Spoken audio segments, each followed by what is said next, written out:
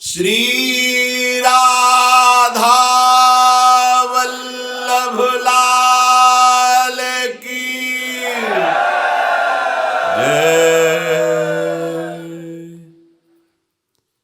परम सच्चिदानंद घन आनंद समुद्र, प्रेम समुद्र, ज्ञान वैराग्य भक्ति ऐश्वर्य अनंत शक्तियों के स्वामी प्रभु श्री कृष्णचंद्र जी कृपा करके ऐसा अमृतमय उपदेश कर रहे हैं। उपासक श्रद्धा विश्वास पूर्वक श्रवण करे, महत्व बुद्धि रख करके मनन करे और इसे अपने जीवन में उतारे तो इसी जन्म में संचित कर्मों का नाश होकर क्रियमाण को निष्फल करके प्रारब्ध को निष्प्रभावित करके ये भगवदानंद में डुबो दे। ऐसी अमृतमयी वाणी है। आवश्यकता है इसे जीवन में उतारने की। हम जानते हुए भी सतमार्ग की जो सत प्रेरणा जनित भगवत वाणी है उसे उतार नहीं पाते। उसका मुख्य कारण होता है भगवत विस्मरण और संसार का चिंतन। संसार के चिंतन से अपने स्वरूप का विस्मरण हो जाने के कारण हम अपने को संसारी मान लेते हैं। जहां अपने में ये आरोप किया कि हम तो संसारी आदमी हैं, फिर आप में योग्यता नहीं रह जाती अध्यात्म की बातों को धारण करने की, क्योंकि आपकी अस्वीकृति हो गई। अध्यात्म की अस्वीकृति हो गई, स्वीकृति कर लिया आपने जगत की। जागतिक भोगों में, जागतिक सुखों में ऐसे तुम तन्मय हो रहे हो कि अपने को तुमने घोषित कर दिया कि मैं संसारी हूं। अब कैसे सुधार होगा? पहले ही आपने सुधार की बात को तो काट दिया। अगर आप ऐसा विचार करते कि मैं प्रभु का हूं, भूल से संसार में फंस गया हूं, अब बात बन गई। पर आप तो पहले ही काट देते हैं। कि हम तो संसारी आदमी हैं, कैसे हम।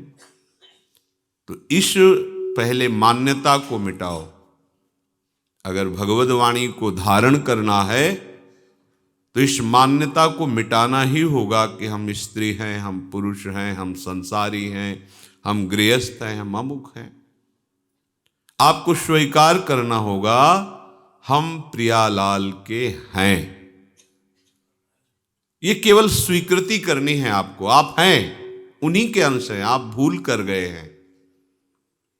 आपकी भूल ने आपको ऐसा अनुभव करा दिया कि आप शरीर हैं, आप संसारी हैं, आप विषयी हैं।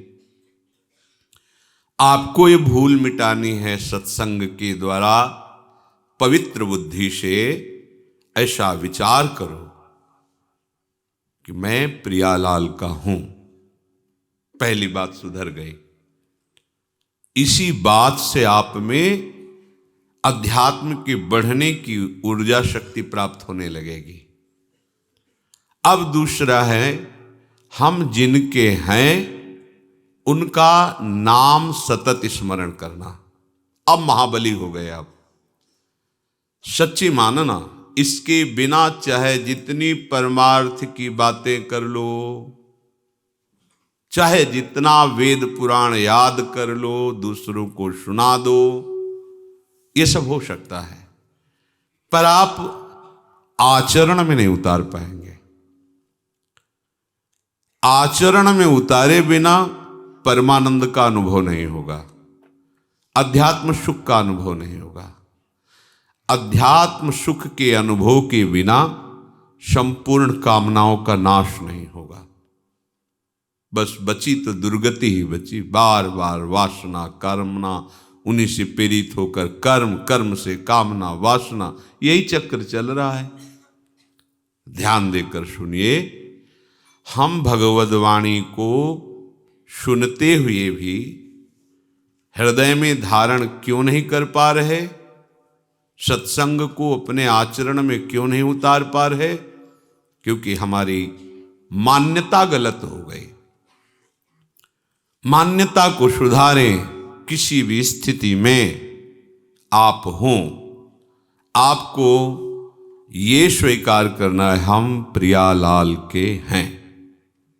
अब इस स्वीकृति की पुष्टता होगी प्रियालाल के नाम जप से। ये दो बातें अत्यंत अनिवार्य हैं, अत्यंत। इसके बिना तो आप परमार्थ में चल ही नहीं सकते। जैसे हम दो पैरों से चलते हैं, पंछी दो पंखों से आकाश में उड़ता है, ऐसे अध्यात्म की उस महासुख में जहां किसी भी द्वंद्व का कोई प्रभाव नहीं रहता, जहां किसी कामना के उत्पन्न होने की कोई गुंजाइश नहीं रहती, उस स्थिति में पहुंचने के लिए पहली बात, हम प्रियालाल के, हम जैसे भी हैं हम प्रियालाल के हैं। इसमें कोई बनावट की बात नहीं है, हम उनके हैं। दूसरी बात, हम जिनके हैं उनका सतत नाम स्मरण। बड़ा प्रभाव नाम का है। आज तक जितने महात्मा इस अध्यात्म की ऊंचाई पर पहुंचकर परमानंद में डूबे हैं, सबके मूल में ये प्रभु का नाम विराजमान है। महिमा खूब गाई जाती है, महिमा सुनी जाती है, पर हम नाम को जैसी महिमा है वैसा आदर नहीं देते। अच्छा लगता है सुनने में, कभी कभी ऐसा भी लगता है अब नाम जपें ही, आज से तो हम नाम ही जपेंगे, पर ये लगता है अभी अंदर नाम का जैसा हमने महामहिम स्वरूप सुना वैसी महत्व बुद्धि नहीं हुई। इसकी पहचान, अगर नाम में महत्व बुद्धि हो जाएगी तो फिर नाम छूटेगा नहीं। तुम कैसे छोड़ देते हो नाम को? जी कैसे रहे हो बिना नाम के? और अच्छा कैसे लग रहा है नाम के बिना? आप ये बातें मन में जरा देखिए। अगर नाम की महिमा आपने सुनी, इतना महामहिम नाम, तो आप में महत्व बुद्धि हो जानी चाहिए। ऐसी नाम की महत्व बुद्धि, जैसे कोई गरीब आदमी धन में महत्व बुद्धि करता है, अब उसकी चेष्टा देखो, भूखा है, प्यासा है, पर वो मेहनत कर रहा है, थक गया है, फिर भी और अधिक समय मेहनत करके वो पैसा कमाना चाहता है। कम खर्चा करके, अधिक मेहनत करके, अधिक पैसा कमा करके, वो पैसे का चिंतन, पैसे के लिए कार्यरत, पैसा पैसा, क्योंकि उसमें महत्व बुद्धि हो गई।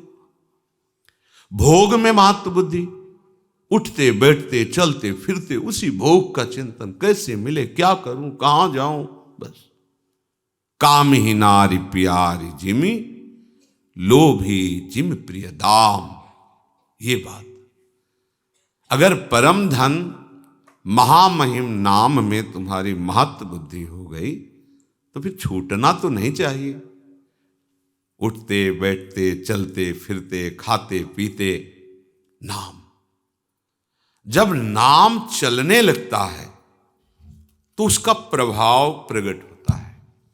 नाम जापक के हृदय में प्रियतम को अति मधुर मनोहर, कृष्ण नाम जब सुन्यो ललाम, भर्यो अमीर रस तबहि हृदय में, भरत रहित तब ते सुख धाम, अग जग के बिशरी मैं तब ते, सगरे मीठे खारे नाम, कृष्ण नाम धुनी मंजु गूंज रही, सब दिशि सकल काल अभिराम। जब से अपने प्राण प्यारे प्रभु का नाम सुना और उस नाम का रसेंद्री ने स्वाद लिया, आश्चर्य हो गया। हमारा हृदय विषवत था,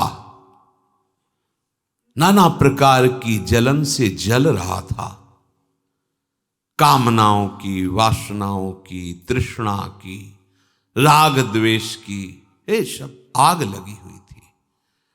जब से श्रवणेन्द्रिय में इस कृष्ण नाम का प्रवेश हुआ और रसेंद्री ने इसे पकड़ा, तो इस कृष्ण नाम ने हृदय के सारे विषों को हटाकर भर्यो अमीरस तबहि हृदय में अमृत रस भर दिया। राधा नाम सुधा रसम रसितुम जिह्वास्तु में व्यूहला, राधा राधा राधा।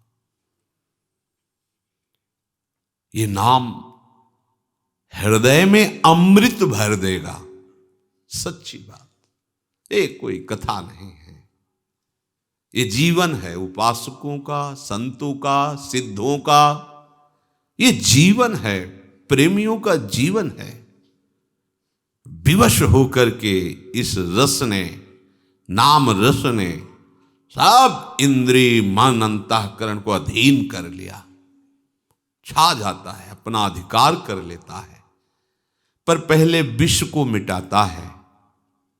ये विषय विष जो कामना, वासना, तृष्णा की तरंगों से हमारे हृदय में फैलता रहता है, नाम जापक के हृदय को निर्विषय करके प्रेम अमृत से भरता है।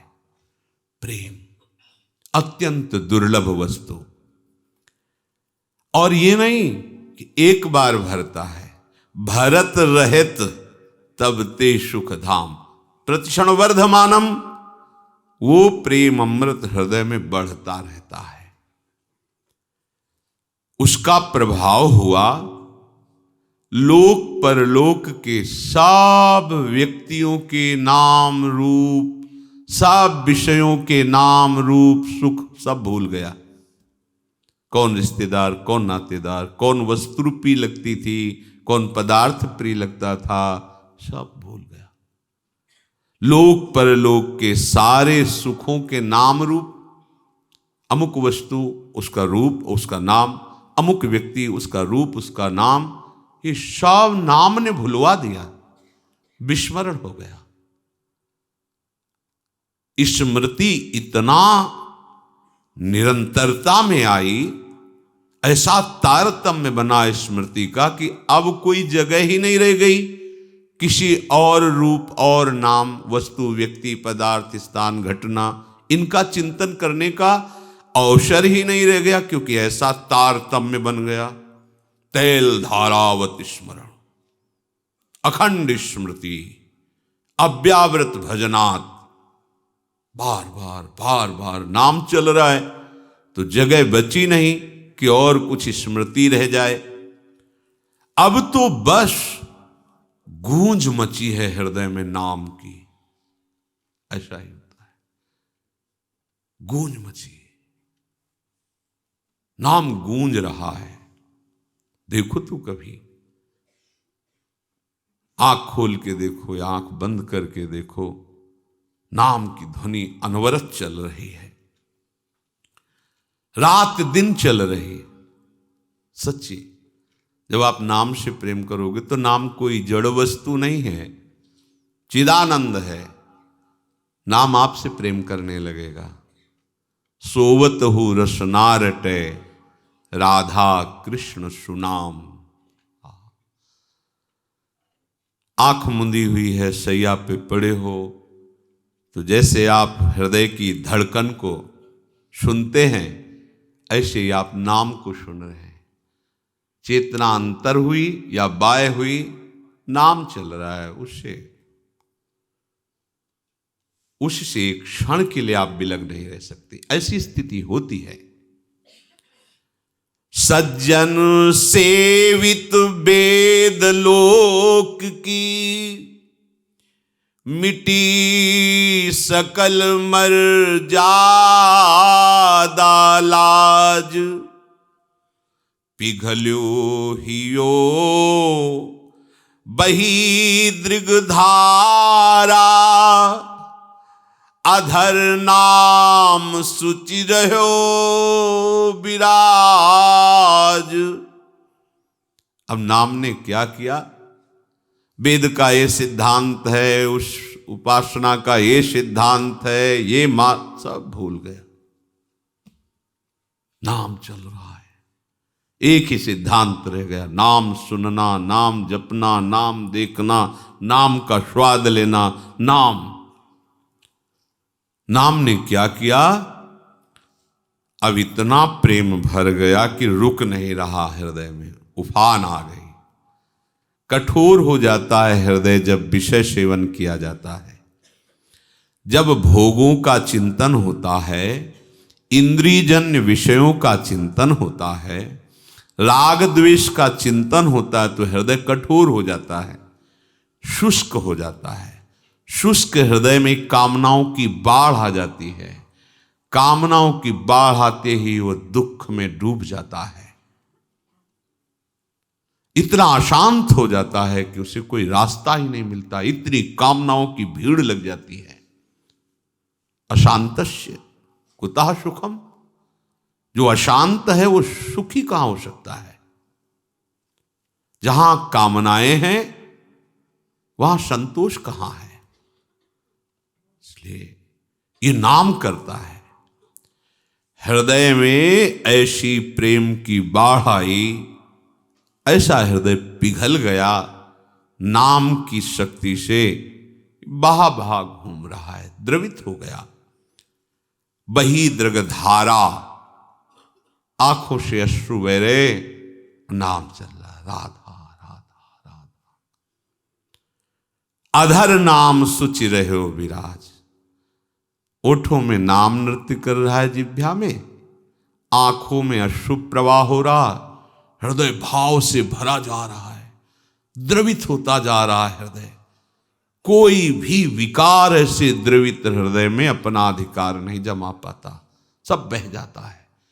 शुष्क और कठोर हृदय में विकारों का राज्य होता है, द्रवित हृदय में प्रेम का राज्य होता है। अब जब ये दशा हुई कि नाम जिह्वा से, आंखों से अश्रु, हृदय में भाव, तो रही न सुधि कछु, कहन करन की, समुझि न परत कहा ये रोग। कृष्ण नाम रस उपजावन हिय, नित नूतन वियोग संयोग। कबहु हसावत, कबहु रुलावत, कबहु करावत करुण पुकार। चेत अचेत करावत पुनि पुनि, कबहु मौन कबहु चीत्कार। कहा करूं जाऊं कहाँ मैं, अब मैं पाऊं जहां प्राणन के प्राण। मिलूं हृदय भर तिनते मैं सखी, पाऊं तुरत दुख ते त्राण। अब नाम ने कैसी महिमा प्रकाशित की, शुद्ध ही नहीं रह गई। मैं कौन हूं, कहां हूं, मुझे क्या करना चाहिए, क्या कहना चाहिए, कुछ शुद्ध ही नहीं। पता नहीं ये नाम ने कैसा रोग पैदा कर दिया कि ये नित्य नूतन नया नया वियोग और संयोग कराता रहता है। तन मन के बिछुरे नहीं, पर चाह बढ़े दिन रैन। कबहू संजोग न मानही, पर देखें भरी भरी नैन। ये नाम ऐसा रोग पैदा कर दिया, ये कभी हंसाता है, कभी रुलाता है, कभी ये बहुत करुण भाव से पुकार करवाता है, राधा हा करुणामय, हा स्वामिनी। कभी पूर्ण चेतना सावधान, कभी अचेतन, कभी एकदम मौन समाधिस्थ, तो कभी चीत्कार हाहाकार हृदय में मचा हुआ है। कहा करूं, कहां जाऊं, कैसे पाऊं, अपने प्राणों के प्राण प्रभु को कैसे पाऊं। प्रभु अगर मिल जाए तो उनको हृदय में लगा लूं। अगर वो हृदय में लग जाए तो शायद ये रोग कुछ कम हो, पर ऐसा नहीं होता। ये रोग और बढ़ जाता है। प्रेम सदा बढ़े वो करे। अब उसके लिए कोई दूसरी बात, कोई दूसरा कृत्य नहीं रह जाता, छका रहता है। नाम का प्रभाव भई गति कैसी सुन सजनी, धुनी मनोहर कृष्ण नाम की, जब ते मधुर सुनी। भई गति कैसी सुनु सजनी, अचरज भयो अमृत ही में, पर प्रगटी अग्नि, बुझे न बिनु पाए यह दर्शन, सुधा दाह समनी। भई गति कैसी सुनु सजनी, नित्य निरंतर तड़फत मन, नहीं चैन दिवस रजनी, सारहीन जीवन बिनु प्रीतम, सुमिलन नीलमणि। सखी सुदो सो ले चलू, हो जहाँ माधो नाम धनी, नहीं उपकार विसारू पलछिन, रहूं कृतज्ञ ऋणी। कैसे बताऊं सखी, जिस दिन से कृष्ण नाम की ध्वनि श्रवणेन्द्री में, रसेंद्री में, आश्चर्य कर दिया इसने तो, अचरज भयो। अमृत हृदय में उफन रहा है पर आग लग गई। कैसा ये अमृत है, द्रवित वस्तु अमृत, ये तो शीतलता प्रदान करने वाला है, पर अचरज भयो, बड़े आश्चर्य की बात, इस नाम ने जो अमृत प्रकट किया इसने तो आग लगा दी।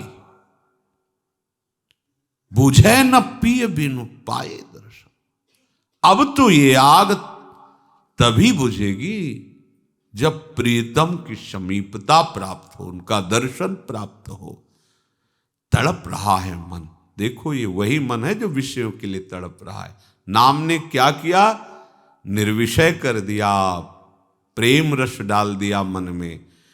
नित्य निरंतर तड़फत मन, नहीं चैन दिवस रजनी, न रात को चैन न दिन को चैन। नाम गूंज रहा है, हर समय व्याकुलता बढ़ रही।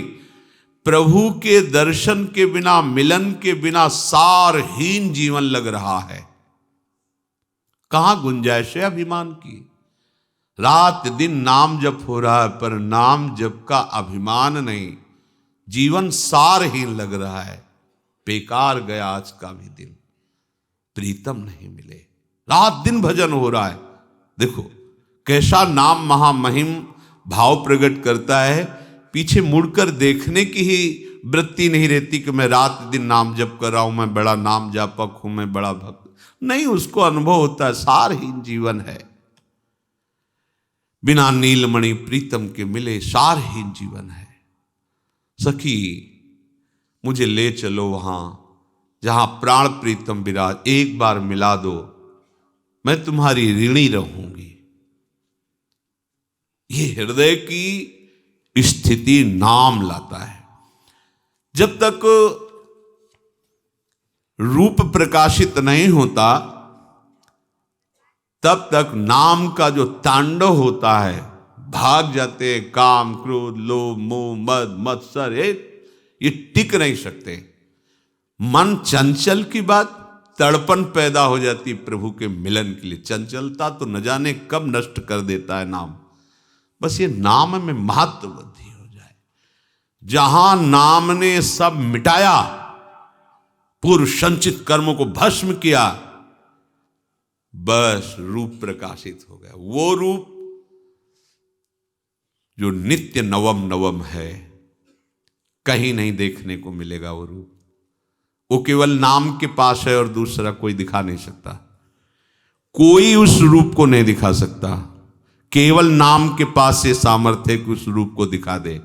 जो हमारे प्रीतम का रूप है सच्चिदानंद में, प्रतिक्षण वर्धमानम रूप, अबहीं और अबहीं और अबहीं और, वो केवल नाम दिखा सकता है, दूसरा नहीं। बात पकड़ लीजिए आप चाहो देखना या ना चाहो, नाम जप करो, चाह पैदा हो जाएगी, व्याकुलता पैदा हो जाएगी, वो रूप आ जाएगा। जिस मन को बार बार धिक्कारा जाता है कि कैसा मन है, प्रभु में लगता नहीं, अब क्या हुआ, नाम जपक के हृदय में बोले मेरो मन रूप समुद्र पर्यो। आहा, छोटा मोटा तालाब सरोवर नहीं, ये रूप अगाध समुद्र है, कोई पार नहीं पा सकता रूप का। ऐसा रूप है हमारे प्रभु का। युगल सरकार का ऐसा रूप कोई पार आज तक नहीं पाया। तेरो रूप कहेत नहीं आवे, जैसे हित हरिवंश कछुक जस गावे। जो को कोटि कलप लग जीवे, रसना कोटिक पावे। तऊ रुचिर बदनार बिंद की शोभा कहत। रूप समुद्र अगाध, कोई था नहीं पा सकता। नाम ने क्या किया, पकड़ के मन को फेंक दिया रूप समुद्र में। और इसमें तैरा नहीं जा सकता, इतना गाढ़ा है, हाथ पैर नहीं चला सकते, इसमें सीधे डूबना ही होता है।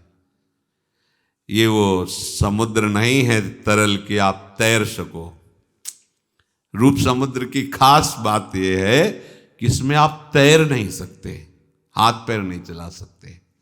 रूप समुद्र में केवल डूबना होता है, केवल डूबना होता है। जितने इस समुद्र में पड़े सब डूब गए, उछरे आज तक नहीं, एक भी उछरा नहीं। इस रूप समुद्र में जो गया, तो रूप समुद्र में पहुंचाया किसने? नाम ने। मेरो मन रूप समुद्र पर्यो, बदन सुधा निधि इकटक निरखत। ने कहूं नाई टर्यो, मेरो मन रूप समुद्र पर्यो। नैन विशाल रसाल बस्यो मन, छिनहु नाय निसर्यो। अमल अधुर मृदुहास मधुर छवि, आनंद अमित भर्यो। अलक झलक मधुकर मदहारी, लख निज सुधी बिसर्यो। अंग अंग नख सिख की माधुरी, बरबस रहेत हर्यो। मेरो मन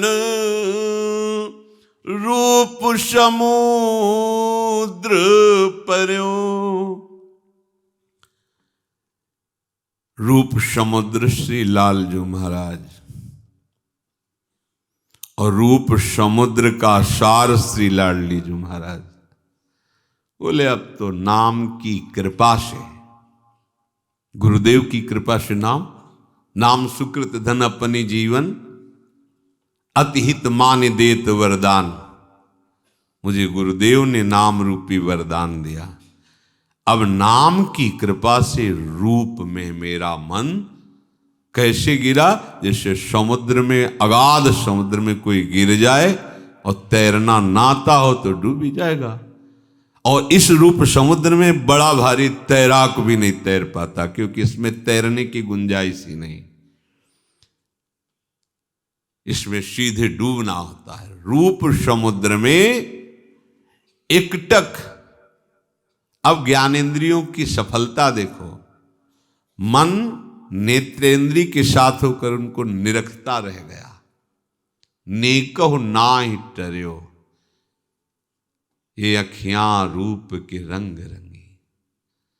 निरखे स्वरूप कुंवरी राधे को, ताही माही पगी। पगी, ये अखियां रूप के रंग रंगी। छबीली ऐसी छवि बसी, अब आंखों को और कुछ अच्छा ही नहीं लगता। क्यों? क्योंकि मन नेत्रेंद्री के साथ रूप में डूब रहा है, अब कुछ नहीं। ना काहू सो बोलिबो, ना कोई व्यवहार, बस अपनी कुंवरी किशोरी को जियत निहारी निहारी। देख देख के जी रहे रसिक जन। नैन विशाल रसाल, लालजू के कैसे नेत्र? बोले विशाल, अरविंदाक्ष, और रसाल। अरे मन इन नेत्रों को देखकर बस गया, अब एक क्षण के लिए नहीं हटता।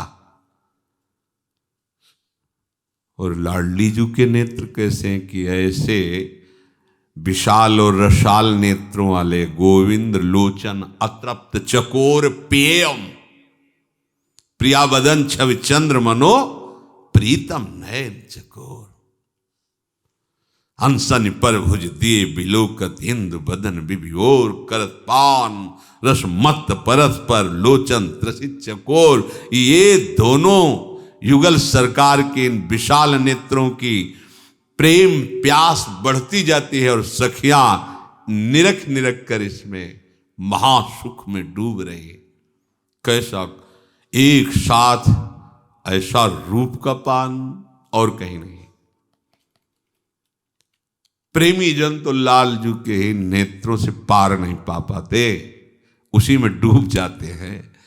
लालजू के अमल अधर मृदु मुस्कान महाआनंद अमित सुख की वर्षा कर रहा है। लालजू के अधर मंद मुस्कान तिरछी चितवन, और ये लालजू इधर प्यारीजू की तरफ देखो तो भ्रकुटी का नर्तन करते हुए मंद मुस्कुराती हुई अमृतमय वाणी से जहां लालजू की तरफ बोला तो अधीन हो गए, बिक गए महाराज। निर्तन भ्रकुटी बदन अम्बुज मृदु सरस हास मधु बोलन तो अति आशक्त लाल लंपट बस कीने बिन मोलन। आ कैसा रूप कि रूप समुद्र अगाध, मुनि मन मोहन सुमन मन मोहन विश्व मन मोहन मदन मन मोहन को मोहिनी जू ने बांध लिया, मंद मुस्कान से अधीन कर लिया। बिक गए बिना मोल के बिहारी जू।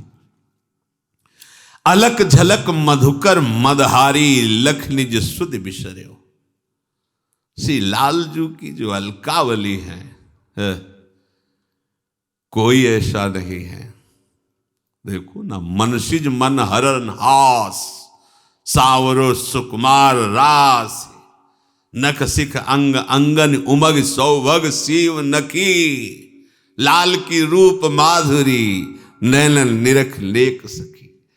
श्याम घुंघराली अलकावली बड़े बड़े मुनियों के मन को बांधने के लिए फांस है, नहीं निकल पाए, सब दासत्व में हो गए। अलकावली नील कमल की कांति कपोलों से झलमला रही, अरविंदाक्ष रस भरे रसाल नेत्र और बाकी चितवन घुंघराली कौन बच पाया है? आज तक नहीं बच पाया।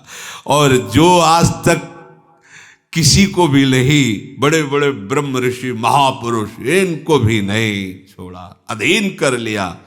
ऐसे मुनि मन मोहन प्रभु को हमारी लाडली जी की लटपास ने बांध लिया। देखो माई अबला के बलरास अति गज मत निरंकुश मोहन निरख बंधे लटपास।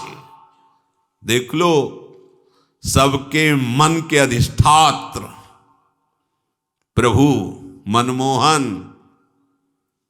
अब ही पंगु भई मन की गति। प्रियाजू ने तो कोई प्रयास ही नहीं किया।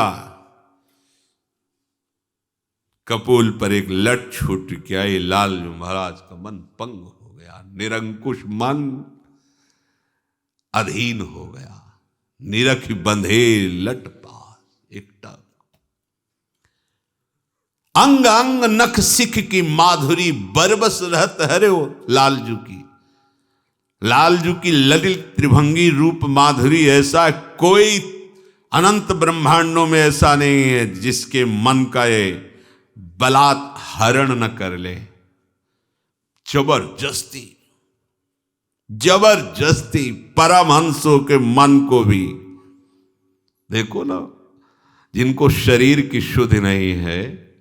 परमहंस श्री सुखदेव जी केवल रूप सुना, बरहा पीडम नटवर वपुः कर्णयो कर्णकारम बिभ्रदवासः कनक कपिशम वैजयंतीम च मालाम रंध्रान वेणु रधर सुधया पूरयन गोप वृंदय वृंदारण्यम स्वपद रमणम प्राविशद गीत कीर्ति। महाराज ऐसे परमहंस आसक्त चित्त हो गए केवल रूप सुन करके।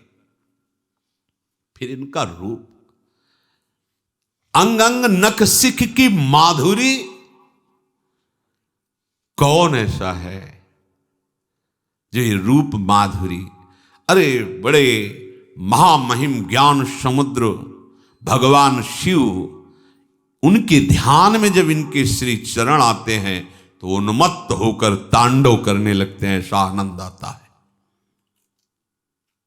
ऐसे प्रभु नख सिख लो अंग अंग माधुरी, मोहे श्याम धनी से श्यामा जु आज बनी, ब्रजनव तरुण कदम मुकुटमणि से श्यामा जु आज बनी।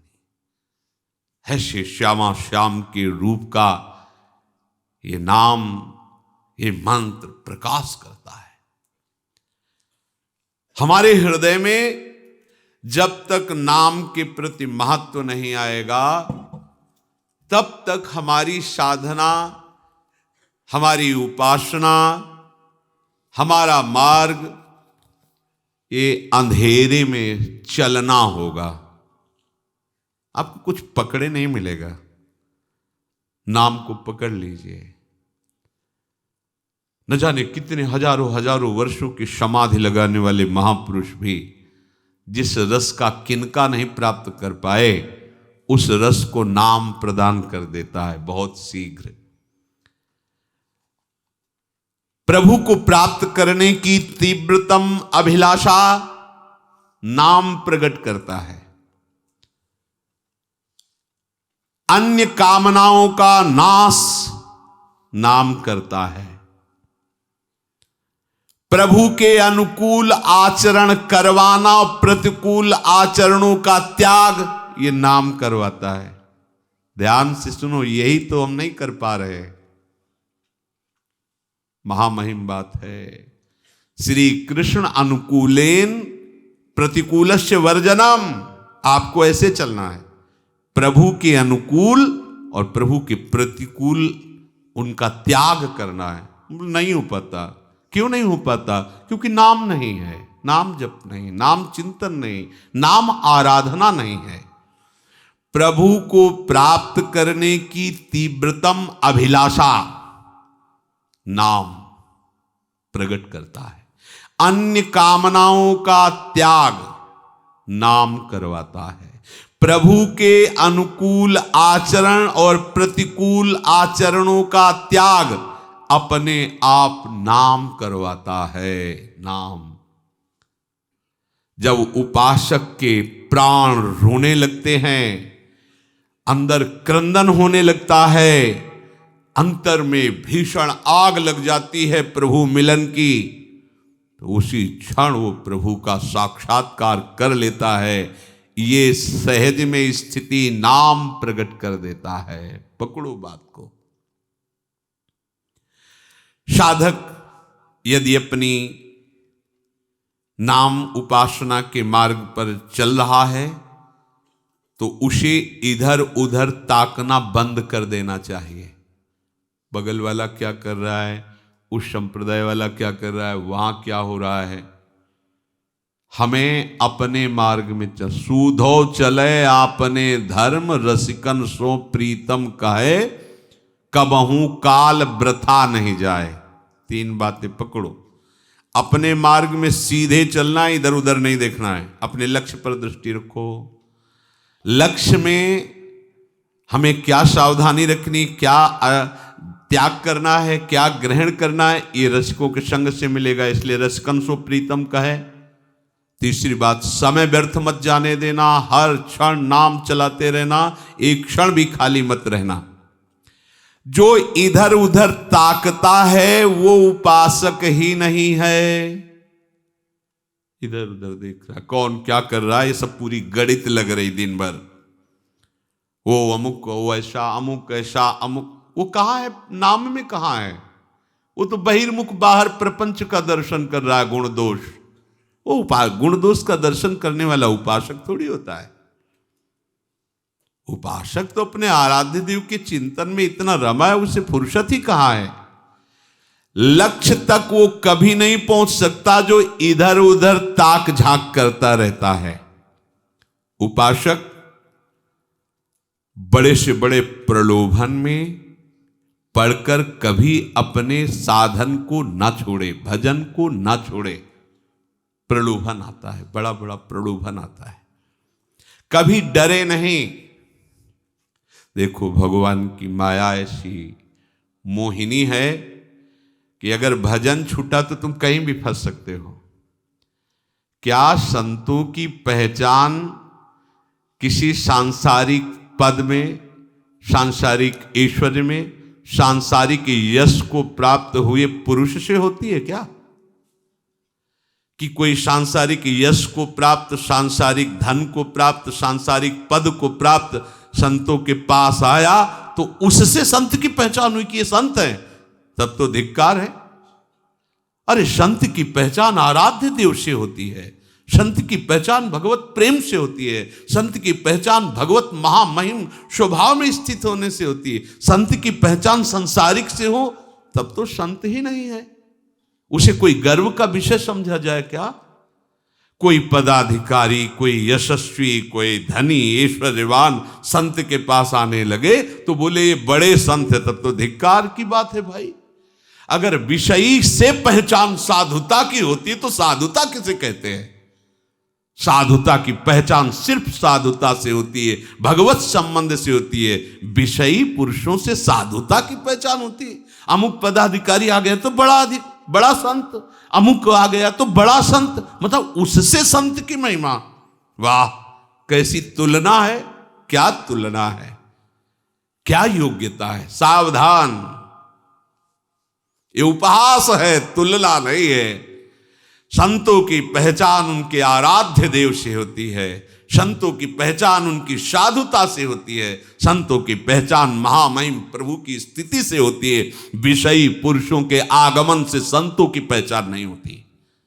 ये गलत सोच कभी अपने दिमाग में मत रखना कि हम तभी संत होंगे जब कोई पदाधिकारी, कोई ऐश्वर्यवान घुटने टेक दे। नहीं, भूल मत करना, नहीं तो बहक जाओगे, मार्ग छूट जाएगा। नहीं, हमारी पहचान प्रिया प्रीतम से है, प्रिया प्रीतम से है। हमारी पहचान उनके प्रेम से है, उनके भजन से है, उनके दासत्व से है, किसी पदाधिकारी से। अरे न पारमेष्ठ्यम न महेंद्र धिष्ण्यम न सार्वभौमम न रसाधिपत्यम न योग सिद्धिर पुनर्भवम वा, इनसे हमारी पहचान होगी। अरे जब परमेष्ठी पद से नहीं, देवराज इंद्र के पद से नहीं, सम्राट पद से नहीं, योग की सिद्धियों से नहीं, मोक्ष से नहीं, तो संसार के यशस्वी या संसार के धनी या संसार के पद से सम्मानित किए हुए लोगों से क्या साधुता की पहचान होती है? लेकिन जो संसारिक नेत्र रखते हैं वो इसको ये साधु है, कुछ नहीं है, मजाक हो रहा है उसका। अरे साधुता की पहचान तो प्रिया प्रीतम से है, साधुता की पहचान तो भजन से। इसको तुमको समझते हो? अगर इसको समझते हो तो तुम जो समझना चाहिए वो समझे ही नहीं। इसलिए उपासक किसी प्रलोभन में नहीं, ये मजाक है, मजाक। तुम्हें गंभीरता नहीं समझ में आ रही माया की? ये मजाक होता है, मजाक नहीं, बिल्कुल नहीं। सावधान, सूधो चले आपने धर्म, रसिकन सो प्रीतम कहे। ये बड़े गिरे हुए नेत्र हैं जो ये देखें कि किसी साधु की पहचान किसी लौकिक पदाधिकारी से, लौकिक यशस्वी से, लौकिक धनियों के आने से होती है। ये तो बड़ा उपहास का विषय है, ये तो मजाक का विषय है। उससे साधुता की पहचान? अरे न पारमेष्ठ्यम न महेंद्र धिष्ण्यम न रसाधिपत्यम, कैसी बात करते हो? किसी भी प्रलोभन में जो नहीं पड़ता, किसी भी भय से जो नहीं डरता, संसार में रहते हुए भी संसार का जो नहीं होता, जीवित होते हुए भी जो मर जाता है, जो संसार के काम का नहीं रहता, संसार उसके काम का नहीं रहता, वो प्रभु के नाम का प्रेमी होता है। समझो, समझो, मार्ग को समझो। वो प्रभु के नाम का प्रेमी होता है। तुम रोज संत से मिलते हो, तुम्हारे हृदय में कभी गर्व आया कि हम भगवत प्रेमी महात्मा के दर्शन करते हैं या नाम जापकों के दर्शन करते हैं? अगर एक संसार का प्रेमी, संसार का यशस्वी पुण्यात्मा, संसार का धनी आ गया तो तुम्हारे नेत्र चंचल हो गए देखने के लिए। वाह, तो इन नेत्रों का मार्जन कब करोगे? ये नेत्र तो चंचल होने चाहिए प्रभु के प्रेमियों के दर्शन के लिए, जिनके दर्शन मात्र से निष्पापता प्रकट होती है। दरस परस अघनास बास निज संग करो दिन। कहां है तुम्हारी उपासना? अरे लोक परलोक के चाहे जितने बड़े पदाधिकारी आ जाएं, अपने प्रभु और प्रेमियों से, उनके प्रेमियों से दृष्टि हट गई तो फिर क्या तुम्हारी दृष्टि? क्या पान कर रही थी तुम्हारी दृष्टि? कौन से रूप का पान कर, नई का पान कर रही थी? इसीलिए तुम्हें किसी और रूप ने, किसी और पद ने, किसी और बात ने हृदय में हर्ष प्रकट कर दिया। निध हर्ष उपहास। सोचो, कोई 100 खरब रुपए का संकल्प किए हो, उसे 10 रुपया दिया जाए, क्या होगा? उसका उपहास होगा। इतनी बड़ी रकम चाहने वाले को 10 रुपया दिया जाए तो क्या होगा? यह भी उदाहरण फिट नहीं बैठता क्योंकि प्राकृतिक है। अनंत महामहिम प्रभु के दासत्व पद की वो महान वृत्ति जो योगियों मुनियों के द्वारा वांछित है, उस मार्ग में चलने वाले उपासक को अगर ऐसे और वो कोई महिमा नजर आवे तो धिक्कार, तुम्हारी बात ही क्या रह गई? क्या बात रह गई तुम्हारी? अखिल कोटि ब्रह्मांडों का नायक जहां घुटने टेके हुए कृपा की कोर चाहता है, उनके दासत्व से युक्त होना चाहते हो, तुम्हारी दृष्टि कहां लगी हुई है? इस लोक संसार के महत्व में। संसार का यश, संसार का महत्व झूठा स्वप्न है। अगर ये तुम्हें नहीं दिखाई दिया तो किस बात की साधना? अरे तुम यहां की बात विचार करो, ये किसके लिए लिखा है? ये उस भक्त के लिए लिखा है जो निरंतर भगवान का न पारमेष्ठ्यम न महेंद्र जिष्ण्यम न रसाधिपत्यम न सार्वभौमम न योग सिद्धि रपुनर्भवम वा। नहीं, तो आपको कहो ये क्या है? क्या है? माटी के धोंदे, इसी के सारी क्रीड़ाओं को सुख मानने वाले सच्चिदानंद प्रभु के दासत्व की प्राप्ति के मार्ग में चलने वाले उपासकों के सामने सुरपति नरपति लोकपति जिनके भावे घास, रहे परमानंद में तज सब ही की आस। उसका नाम परमानंद प्रेमानंद, नहीं तो विषयानंद रख लेना चाहिए। परमानंद प्रेमानंद कहां से? जो किसी प्रलोभनों में नहीं, किसी भय से नहीं, संसार में रहते हुए संसार का नहीं, जीवित होते हुए जीवित नहीं, जीवित मर जाए उलटे आप में सब। साधुता की पहचान विषयी पुरुषों से। बड़े संत क्यों? अमुक धनी आया, अमुक पदाधिकारी नहीं।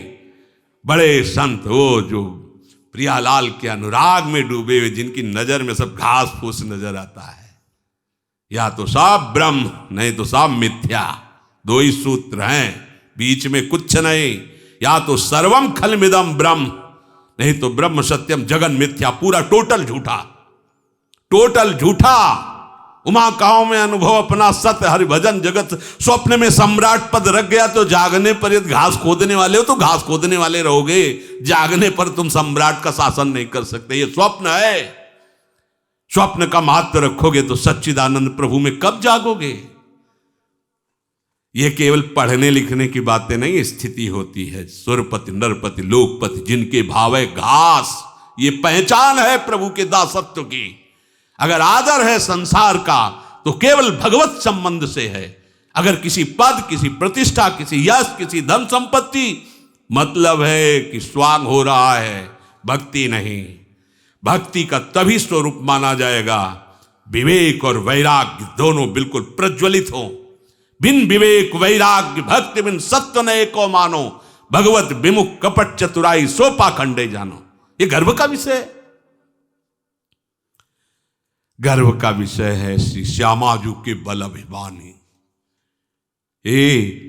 अनंत ब्रह्मांडों के स्वामी से भी टेढ़े रहे मोहन रसिया सो, टेढ़े रहे मोहन रसिया सो, बोले अटपट बानी हमसी श्यामाजू के बल। अब कहां हो जहां देवलोक भूलोक रसातल सोनि कवि कुल मति डरिए, वह तुम्हारा किसी पांच भौतिक रूप को देखने के लिए नेत्र, योग्यता कहां तुम्हारे नेत्रों की प्रियालाल को देखने की?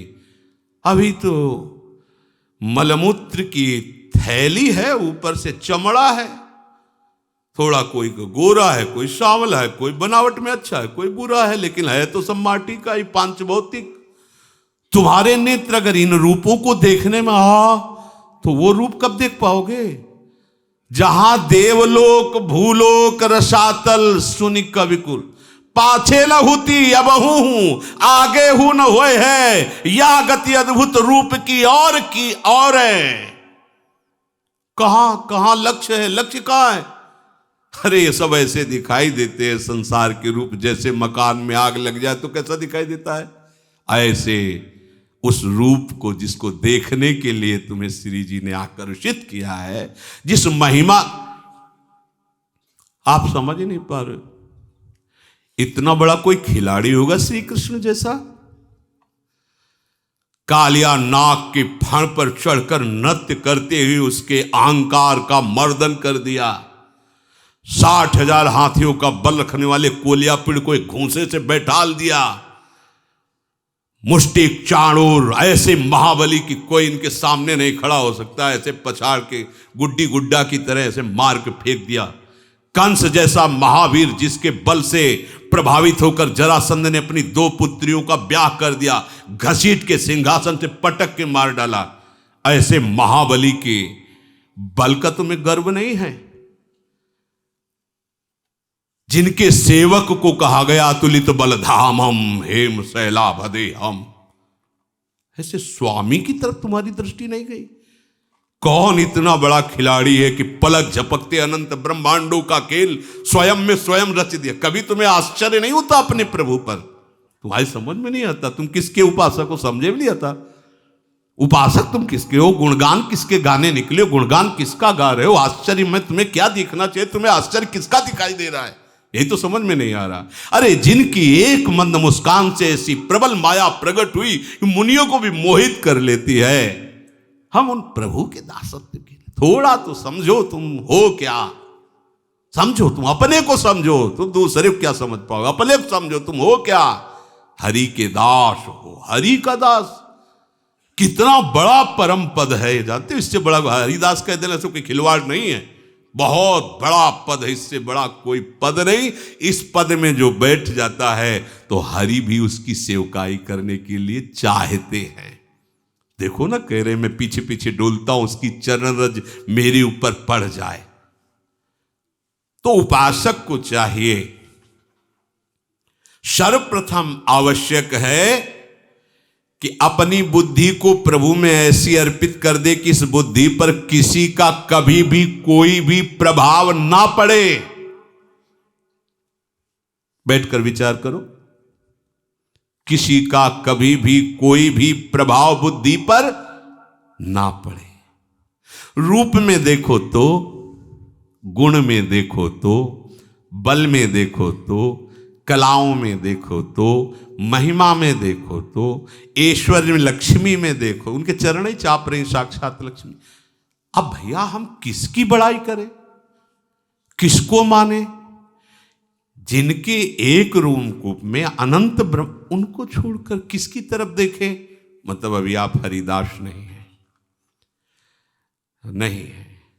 रसना कटो जो अन रटो, निरखी अन फुटो नैन, श्रवण फुटो जो अन सुनो, श्री राधा जस बैन। हम किसी और की महिमा स्वीकार करें तो हमारे अंदर हमारे इष्ट की निष्ठा कहां रह गई? या तो सब ब्रह्म या तो सब मिथ्या। एक पॉइंट पे चलो। उमा कहूं मैं अनुभवपना सत हरिभजन, तो जगत सब सपना। या तो सब ब्रह्म, जब सब समान तो फिर महिमा कैसे तुम्हारी आकर्षित हो गई? किसी नाम रूप में, किसी अलग पद प्रतिष्ठा में तुम्हारे अंदर हर्ष कैसे आ गया? मतलब अभी ठीक ठिकाने पे बुद्धि समर्पित नहीं हुई है। अगर बुद्धि समर्पित है तो केवल महिमा जागृत होगी अपने प्रभु की, दूसरे की नहीं, दूसरो न कोई। बिल्कुल उपासक को चाहिए कि लक्ष्य की तरफ सावधानी से देखता हुआ अपनी अन्यत्र से दृष्टि बचाए। दृष्टि दो प्रकार की होती है, एक बाह्य एक आंतरिक। बाह्य दृष्टि तो ऐसे करके चल रहे हो, अंदर से देख रहे हो मुझे कौन प्रणाम कर रहा है, क्या है, मैं क्या हो चुका हूं, मैं कितनी महिमा है, ये सब घास फूस है। इधर देखना शुरू करोगे तो देखने लायक नहीं रह जाओगे जिसको देखना है, और जब उधर देखने का तो ये देखने लायक नहीं रहेंगे। अगर तुम्हारी दृष्टि इनके देखने लायक है तो उनके देखने लायक नहीं रहोगे। जब उनके देखने लायक बन जाओगे तो ये कुछ दिखाई ही नहीं देगा, ये कुछ नहीं नजर आएगा। तिनके भावे घास रहे परमानंद में तज सब ही की आस। जो किसी का दास है, किसी को अपना दास मानता है, वो प्रियालाल का दासत्व स्वीकार करने का अधिकार खो देता है। ध्यान दीजिए, जो अन्य किसी का दास है, वो अन्य किसी को अपना दास बनाता है, वो प्रियालाल की दासता पाने का अधिकार खो देता है। प्रभु का दास अनन्य होता है, न वो किसी का दास होता है और न किसी से दासत्व स्वीकार कराता है अपने को, सीधे प्रभु उन्हीं से। पूर्ण समर्पण का उदाहरण कठपुतली है। जैसा नचाने वाला नचा रहा है वैसा वो नाचती, अपनी तरफ से ऐसे भी नहीं करेगी। ऐसे ही समर्पित उपासक का जीवन होता है। जैसे चाहे प्रभु वैसे रखे। उसके हृदय में ये कि आज तो मैं बहुत बढ़िया नाचा, नहीं, नचाने वाले ने बढ़िया नचाया, आज तो वैसा नाच नहीं हो पाया, ये नचाने वाली की इच्छा थी। अपने को वैसे पूर्ण समर्पण का उदाहरण जैसे कठपुतली नचाने वाले के इशारे से नाचती, बस ऐसे भक्त अपने प्रभु के इशारे से चलता है। तभी समझो कि तुम्हारा साधन ठीक चल रहा है, जब जगत प्रपंच का महत्व हटकर प्रभु के नाम रूप लीला धाम का महत्व, भक्त का महत्व। एक तरफ सांसारिक पदाधिकारी, सांसारिक धनी यशस्वी बैठा है और एक तरफ भगवान का भक्त बैठा है, लेकिन किसी की दृष्टि उन भगवान के महाभागवतों पर नहीं गई। सबकी दृष्टि उसी विषय प्रपंच में फंसे हुए विषयी और प्रपंची और यशस्वी जो पुण्यों के प्रता, उस पर दृष्टि गई। एक बार भी किसी की उन महाभागवत, 2 महाभागवत बैठे हैं, नहीं गई दृष्टि। क्यों? क्योंकि तुम भागवत ही नहीं हो। विषयी नेत्र है तो विषय को देख रहे हो। अगर महाभागवत क्या है, उनकी चरण धूल के बराबर नहीं, जिन्होंने अपने समस्त सुखों को भस्म करके प्रभु का दासत्व स्वीकार करके प्रभु में चल रहे हैं। हमें उनकी तरफ देखना है। कहां दृष्टि है? अगर प्रभु पर दृष्टि है तो प्रभु के जनों पर दृष्टि पहुंचे। क्या ये है? ये देखने योग्य है, जिनके दरस परस अगनास। मन में जहां जगत का महत्व बसा है, वह प्रभु का महत्व बसाइए, नहीं तो धोखा हो जाएगा।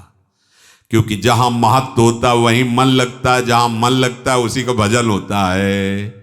संसार का भजन होता है। धीरे धीरे हम अपने को कहने लगते हैं हम संसारी हैं, बोलने लगता है वो, क्योंकि संसार में लगा है, बोलने लगता है मैं तो संसारी हूं। जगत में जीना क्यों? प्रभु का भजन करने के लिए। जगत में पाना क्या? प्रभु का सानिध्य। उठते बैठते चलते फिरते क्रियारत या क्रिया रहित हमें अपने प्रभु के सानिध्य का अनुभव हो। प्रभु के समर्पित जीवन में मन, बुद्धि, इंद्रियां, शरीर, त्रिविध गुणों के द्वारा जो त्रिविध भाव और द्वंद्व, ये सब नष्ट हो जाते हैं। जो अपने जीवन को प्रभु के चरणों में समर्पित कर देता है, माया का 3 गुण, उन 3 गुणों के द्वारा प्रकट हुए माया के जो भाव और द्वंद्व, इन सब से वो मुक्त हो जाता है। कैसा आनंद होगा जब कोई द्वंद्व नहीं, कोई चंचलता नहीं, एकमात्र प्रभु के चिंतन में स्वरूप में स्थित वो साधक निर्मल हृदय वाला होकर केवल प्रभु को अपने आप में देखता है। प्रभु के साथ खेलना, प्रभु के साथ हंसना, प्रभु के साथ बातचीत, प्रभु से बाहर जो भी व्यवहार कर रहा है, व्यवहार करते हुए भी वो प्रभुमय ही होता है। स्वयं श्री भगवान कह रहे हैं, आत्मौपम्येन सर्वत्र समं पश्यति योऽर्जुन, सुखम वा यदि वा दुखम स योगी परमो मतः। इसकी चर्चा आगे। श्री राधा वल्लभ लाल।